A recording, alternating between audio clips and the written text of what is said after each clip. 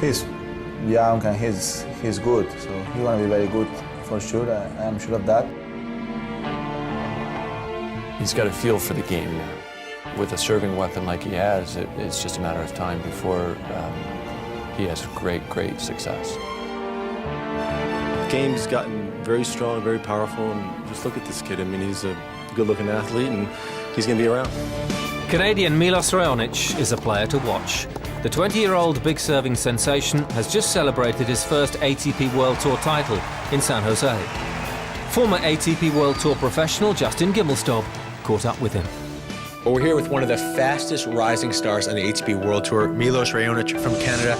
You've made the biggest jump thus far in 2011. What has been the difference? The difference has been just all the work that's been put in and coming together. Been competing well, been fighting well, been keeping the mental game under control, and all the things I worked on in the off season, from the physical to the specific shots, it's all come together. Now, you're the first Canadian in a long time to get to the fourth round of a Grand Slam. How much did that mean to you? It's a nice beginning, but hopefully I can achieve a lot more, and I'm going to work a lot harder to achieve a lot more.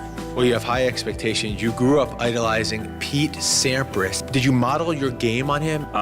He inspired me to work on my serve a lot, but just other than that, the game style was a bit tough. I dictate mostly with my forehand. But now the courts are a bit slower, so it's hard to serve volley as much. But he was the big inspiration in spending so many hours on my serve and developing my biggest weapon. Well, you mentioned your serve. You have one of the biggest serves on the ATP World Tour already. What is the key to an effective serve?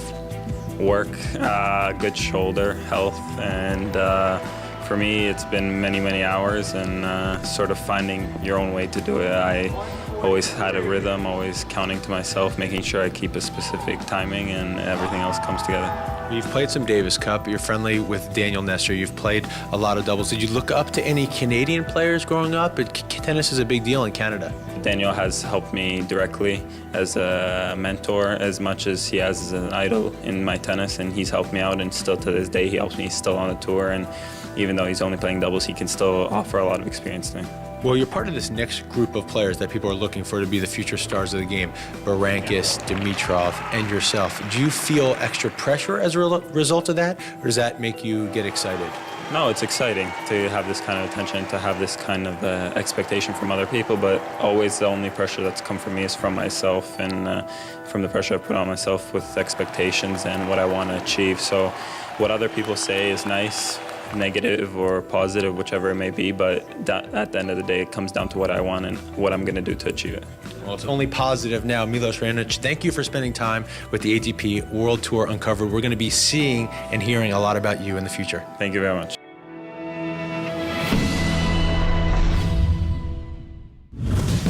Next week on ATP World Tour Uncovered, we talk to 2010 surprise winner of the BNP Paribas Open, the evergreen Croatian Ivan Lubicic.